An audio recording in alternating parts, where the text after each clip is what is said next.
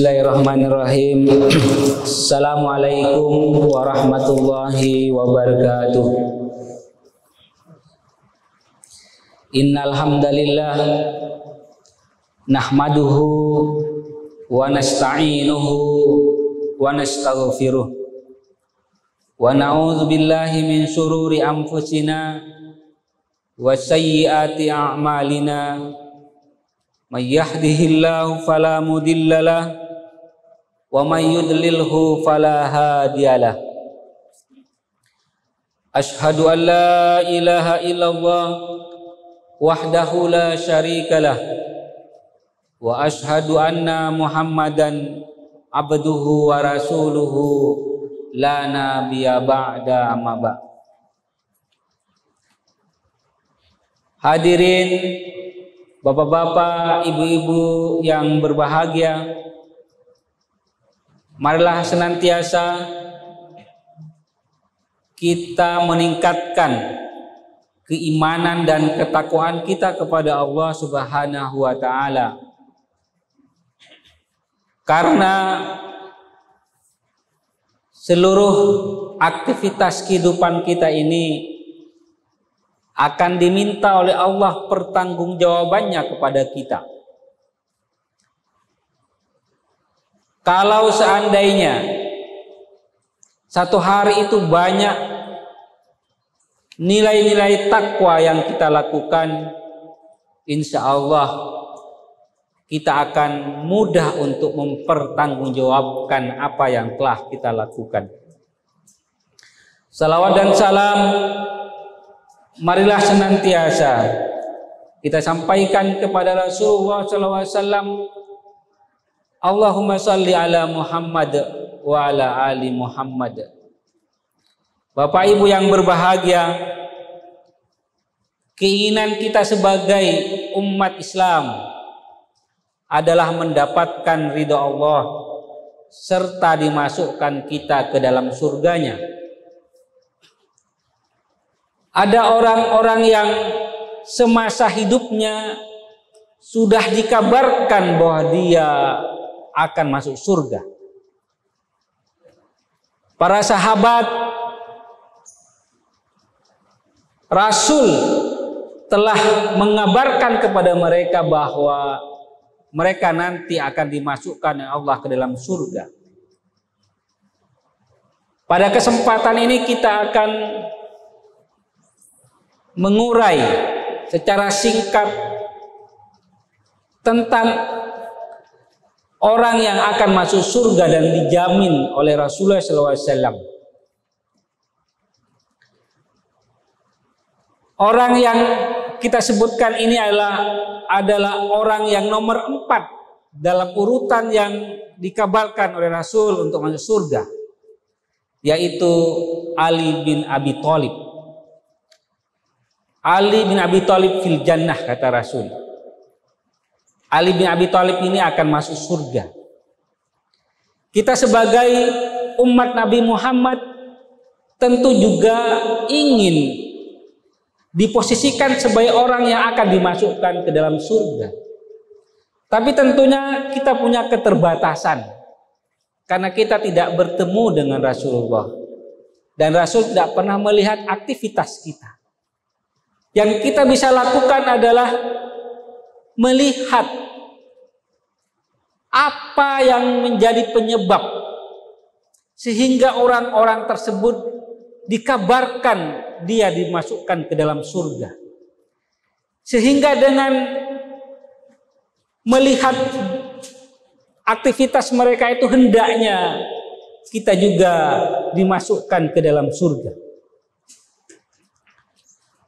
Kita juga ketahui bahwa Ali bin Abi Thalib adalah orang yang paling istimewa dan orang yang dekat dengan Nabi.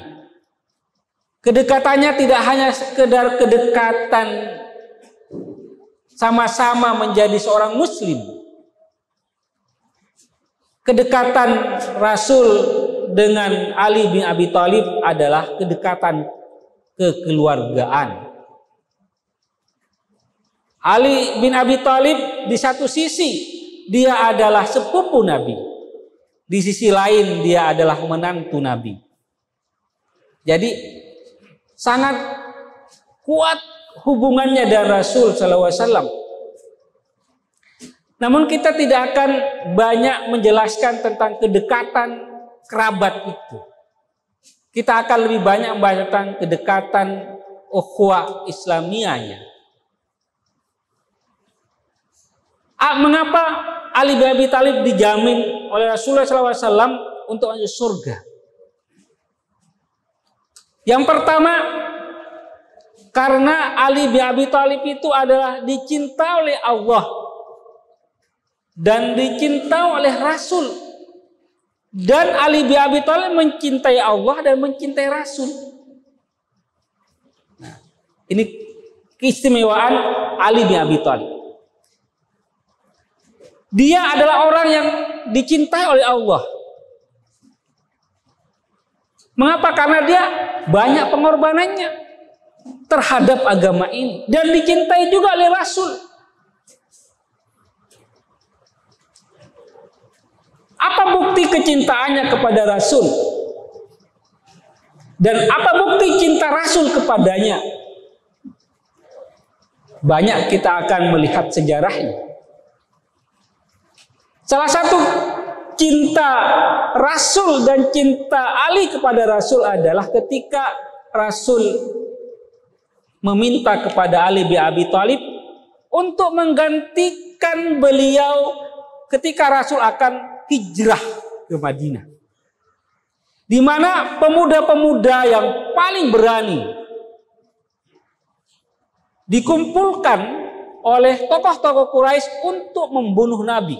Dan pada malam itu sudah direncanakan seluruh pemuda-pemuda yang tangguh itu mengepung rumah Nabi. Untuk mengelabui dan mensiasati agar pemuda-pemuda ini tidak langsung menyerang Nabi, maka Ali bin Abi Thalib diminta oleh Rasul untuk tidur di kamar Rasul.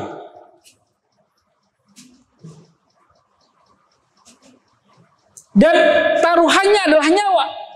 Ali bin Abi Thalib mau melakukan itu karena dia mencintai Rasul. Lebih baik dia yang dikorbankan dibandingkan Rasul. Lebih baik dia mati dibandingkan Rasul yang dibunuh oleh orang-orang Quraisy.